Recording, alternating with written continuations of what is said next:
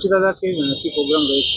আজকে আমাদের ভাস্কর ডান্স একাডেমির অ্যানুয়াল প্রোগ্রাম। আমি প্রতি বছর বাচ্চাদের নিয়ে রবীন্দ্র সদনের প্রোগ্রাম করে থাকি এবং চেষ্টা করি যে কলকাতা বা বাইরে যারা কাজ করছে তাদের তাদের কোনো বড় বড় প্রোডাকশন যেগুলো খুব ভালো নাম করা প্রোডাকশন দেশ বিদেশে পারফর্ম করে তারা যাতে বহরমপুরে প্রেজেন্ট হোক।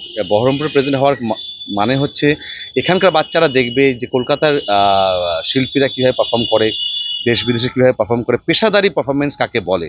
কেন আমাদের বহরমপুরে যেভাবে আমরা শিখি বা যেভাবে ছোটোবেলা থেকে শিখে এসেছি, এখানে পেশাদারিত্বের একটা অভাব আছে। তো সেই পেশাদারি দেখতে হবে যে কীরকমভাবে ভালো ভালো টিমগুলো কাজ করে, আর সেখানের সাথে দেখাটা খুব দরকার। তো কত বছর পদার্পণ করে? এটা আমি 2005 থেকে আমার এই দল চালাচ্ছি, ভাস্কর ডান্স একাডেমি। আর এবছর 2026, আর এবছর প্রোগ্রাম পারফর্ম করতে আসছে কলকাতা থেকে মানে ইস্ট ইন্ডিয়ার one and only contemporary dance company Sapphire creations dance company এবং কর্ণধার সুদর্শন চক্রবর্তী। মানে আমি তাদের সাথে 2005 থেকে অ্যাসোসিয়েটেড। আমি 5 থেকে ওদের সাথে এই যে প্রোডাকশনটা হচ্ছে সেটা ঋতুরঙ্গ আমি সিঙ্গাপুরে প্রথম পারফর্ম করি, তারপর এটা ইউএসএতে প্রেজেন্ট হয়, বাংলাদেশে প্রেজেন্ট হয়। আমরা লাস্ট করলাম ভিক্টোরিয়া মেমোরিয়াল হলে এবং খুব ভালোভাবে পারফর্ম হয়েছে। ওটা আমি বহরমপুরে করানোর খুব ইচ্ছে ছিল যে এত ভালো একটা প্রোডাকশন বহরমপুরের দর্শকরা দেখুক। তো তার জন্যই তাদেরকে আনা এবং এখানে এই প্রোগ্রামটা অ্যারেঞ্জ করা। বলছি দাদা, যারা ডান্স প্রেমী তাদের জন্য কি বার্তা দেবেন? নাচটা মানে ইটারনাল এবং এই জায়গা থেকে বাচ্চাদেরকে না শুধু ওই 4টে হাত মুভমেন্ট আইরেওলি কুসুমকলি ওইরকম না শিখিয়ে নাচের একটা দর্শন আছে যেটা বেদান্ত দর্শনের সাথে মানে খুব আন্তরিকভাবে যুক্ত। যে এই দর্শনের সাথে যদি নাচটা শেখানো হয় তাহলে আজকে এই যে বাচ্চাদের ডিপ্রেশন আসছে সেই জায়গা থেকে বাচ্চারা বেরিয়ে আসতে পারবে। তার কারণ হচ্ছে যদি আসল তত্ত্বটা বোঝে যে নাচটা থ্রু ডান্স সুপ্রিম কনসাসনেসের সাথে কানেকশন করা এবং সেখানে নিজেকে আবার নতুন করে তৈরি করা, নতুন করে লড়াইয়ের জন্য তৈরি করা, সেটা থ্রু ডান্স ওদের নিজেদের লাইফে ওটাকে শক্তি দেবে। এটা এইভাবে আমি শেখাতে ভালোবাসি এবং আমি মনে করি এইভাবে শেখানো উচিত।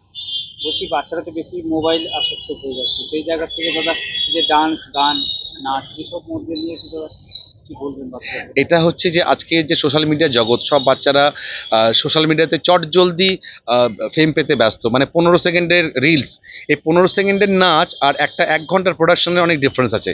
15 সেকেন্ডের নাচটা যখন তখন করা যেতে পারে কপি করে, কিন্তু 1 ঘন্টা নাচতে গেলে কিন্তু অনেক অধ্যাবসায় লাগবে, ট্রেনিং লাগবে এবং রসদ লাগবে। শুধু একটা বিষয় নয়, অনেক কটা বিষয়। কেন একটা লেভেলের পর জাম্প করলে তখন অনেকগুলো বিষয় একসাথে আসে, music, dance, light, sound, stage এবং কমিউনিকেশন। এই পুরো ব্যাপারটা একটা ভাস্ট একটা এবং আমাদের নাট্যশাস্ত্র ধারা ধরে যদি যাই আমরা সেভাবে, এবং এই প্রসেসে বাচ্চা গেলে না তাহলে বাচ্চার মোবাইলের প্রতি আসক্ত কাটবে এবং নতুন কিছু ক্রিয়েট করার প্রবণতা বাড়বে, যেটা দর্শকের জন্য না হতেও পারে, সেটা নিজের জন্য হতে পারে, এটা ইন্টিমেট হতে পারে, সেটা হতে পারে ও নিজের জন্য নাচছে। নিজের ভালো লাগাটা আগে খুঁজতে হবে, তারপর অডিয়েন্স এমনি ভালো লাগবে তার পারফরমেন্স দেখে। তো এইভাবে যদি যাই আমরা তাহলে আমরা এই সোশ্যাল মিডিয়া দরকার আছে, সেটা নিয়ে বলছি না আমি, কিন্তু নিজের অস্তিত্বটাকে আগে যদি না বোঝে না তাহলে মানে ওই অস্তিত্বহীনতায় ভুগে বাচ্চারা। আজকে এই এত সবাই সেলিব্রিটি, সেই সেলিব্রিটিদের মধ্যে নিজের জায়গাটা হারিয়ে ফেলছে এবং ডিপ্রেশন শুরু হচ্ছে। এটা কেটে উঠবে যদি আর্ট সঙ্গে থাকে। কি নামটা? আমার নাম ভাস্কর রাউত আর আমার সংস্থার নাম ভাস্কর ডান্স একাডেমি।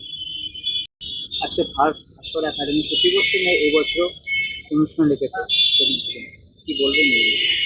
আমি এটাই বলবো যে ভাস্কর ডান্স একাডেমি যে কর্ণধার ভাস্কর আমার স্টুডেন্ট অনেক বছর ধরে, এবং ও নিজের মতন করে চেষ্টা করে সমকালীন নাচ যখন হয়তো সেরকমভাবে কেউ করতো না, তখন তার প্রচারে, তার প্র্যাকটিসে, তার অনুশীলনে ও নিজেকে তৈরি করেছে এবং সেটা আগামী দিনের প্রজন্মর ছেলেমেয়েদেরকে ছড়িয়ে দিচ্ছে।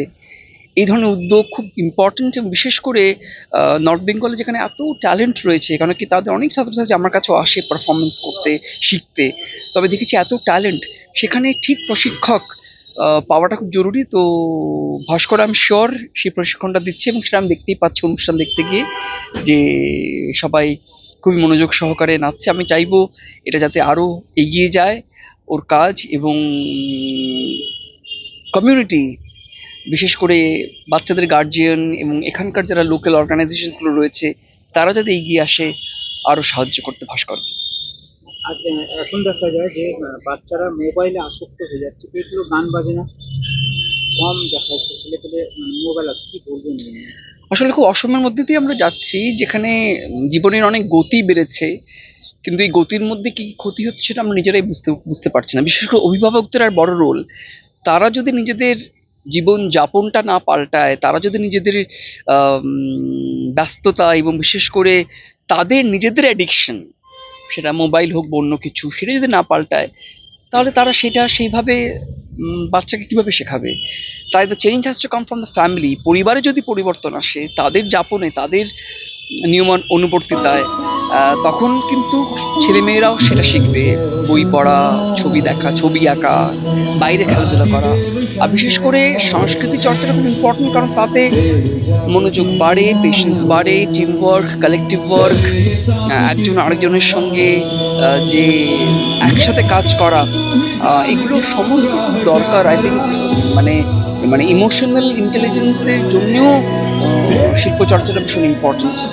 এবং যত আমরা এইভাবে ছেলে মেয়েদেরকে, বাচ্চাদেরকে আমরা এনগেজ করে রাখবো, তাহলে কিন্তু তারা অন্যদিকে তাদের মনটা যাবে না। সেটা আই থিঙ্ক আমাদের একটু নজর দিতে হবে।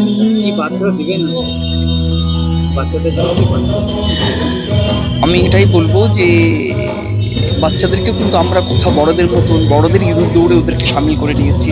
ওরাও কিন্তু ইঁদুর দৌড়ে বারবার পিছিয়ে পড়ার ভয়ে ওদের মন ভাঙছে, ডিপ্রেশনে যাচ্ছে। তাই আমরা জীবন যাপনটাকে যাতে উপভোগ করতে পারি, কোনো রেস না করে, এটা কোনো দৌড় নয়, সেখানে ভালোবাসা, ভালো লাগা, লড়াই সবই আছে, কিন্তু যাতে একসাথে চলার এবং চারদিকে যত মানে অ্যাগ্রেশন বেড়েছে, সোশ্যাল মিডিয়াতে দেখতে পাচ্ছি, কথায় কথায় যা আসছে আমরা বলছি, আমরা সেগুলো আমরা কিন্তু কোথায় মনে হয় যে সামগ্রিকভাবে সমাজের পেশেন্সটা ভীষণ মানে কমে গেছে, এবং সেটাই কিন্তু বাচ্চারাও শিখছে। তাই অভিভাবককে যদি একটু পাল্টায়, তাহলে কিন্তু আমাদের সামনের প্রজন্ম আমরা দেখব যে তারাও পাল্টাচ্ছে, এবং খুব ভয়ঙ্কর জায়গায় কিন্তু আমরা চলে যাচ্ছি। সেটা যদি আমরা একটু যদি রাশটা ধরতে পারি, সেই চেঞ্জটা কিন্তু আমাদের নিজেদের মধ্যে আনতে হবে, পরিবারে আনতে হবে।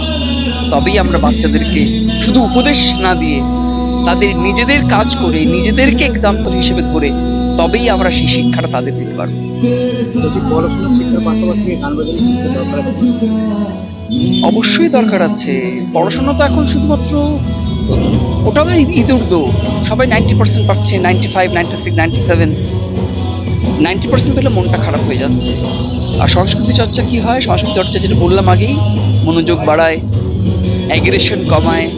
এটাও যাতে আমরা কম্পিটিটিভ না দেখি, এটাও যাতে আমরা দেখি যাতে মননকে সুন্দর করে, মনকে সুন্দর করে, যাতে সত্যিকারে সুন্দর মানুষ তৈরি হতে পারে। সেখান থেকে কিন্তু আমরা পিছিয়ে পড়ছি। একমাত্র সংস্কৃতি চর্চাই পারে যেখানে আবার যাতে আমরা মানুষ যেন মনুষ্যত্ব নিয়ে একটা সুন্দর সমাজ তৈরি করতে পারে। Thank you. Sudarshan Chakraborty, founder director, sapphire creations dance company, Kolkata. दूसरों के वास्ते तू सदैव ही जिया, मांगा कुछ कभी नहीं, तूने सिर्फ है दिया। समुद्र मंथन का था समय जो आ पड़ा, द्वंद्व दोनों लोक में विषामृत पे था छिड़ा।